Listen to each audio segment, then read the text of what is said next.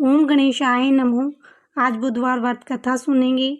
एक समय की बात है, समतापुर नगर में मधुसूदन नाम का एक व्यक्ति रहता था।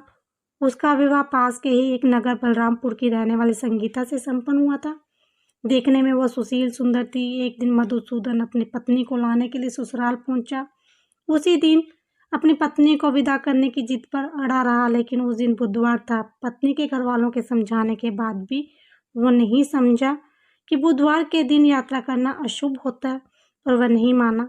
संगीता के घर वालों को बुधवार के दिन ही विदा करना पड़ा। इस तरह से वे दोनों बैलगाड़ी में बैठकर जाने लगे। कुछ दूरी तय करने के बाद रास्ते में बैलगाड़ी का एक पहिया टूट गया। फिर दोनों गाड़ी से उतरकर पैदल यात्रा करने लगे। इसी बीच संगीता को प्यास लगी। तभी मधुसूदन पानी लेने गया।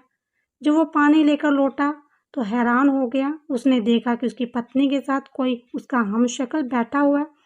पास जाकर उसने हमशक्ल से पूछा कि कौन हो। इस पर उस आदमी ने कहा उसका नाम मधुसूदन है और वह संगीता का पति है। इस पर मधुसूदन भड़क गया और बोला कि ये झूठ है, असली मधुसूदन मैं हूँ। मैं संगीता के लिए पानी लेने गया था। इस पर हमशक्ल ने कहा कि वह तो पानी लेकर संगीता को पिला भी दिया। इनमें संगीता के असली पति होने को लेकर झगड़ा होने लगा। उन्हें लड़ते हुए देखकर बहुत सारे लोग एकत्रित हो गए। नगर के कुछ सिपाही भी वहां आ गए। सिपाही उन दोनों को पकड़कर राजा के पास ले गए। सारी कहानी सुनाकर राजा भी कोई निर्णय नहीं कर पाया।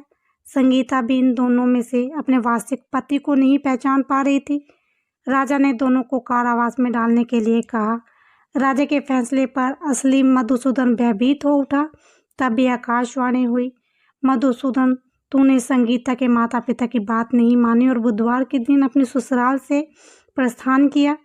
ये सब भगवान बुद्धदेव के प्रकोप से हो रहा है। मधुसूदन ने भगवान बुद्धदेव से प्रार्थना की कि हे भगवान बुद्ध, मुझे क्षमा कीजिए, मुझसे बहुत बड़ी गलती हो गई है। भविष्य में अब कभी भी बुधवार के दिन यात्रा नहीं करूँगा और सदैव बुधवार को आपका व्रत किया करूँगा। मधुसूदन के प्रार्थना करने से भगवान बुद्धदेव ने उसे क्षमा कर दिया। तभी दूसरा व्यक्ति राजा के सामने से गायब होगा। राजा और दूसरे लोग इस चमत्कार को देखकर हैरान हो गए। भगवान बुद्धदेव की इस अनुकंपा से राजा ने मधुसूदन को और उसकी पत्नी को सम्मानपूर्वक विदा किया। कुछ दूर चलने पर रास्ते में उन्हें बैलगाड़ी मिल गई। बैलगाड़ी का टूटा हुआ पहिया भी जुड़ा हुआ था। दोनों उसमें बैठकर समतापुर की ओर चल दिए।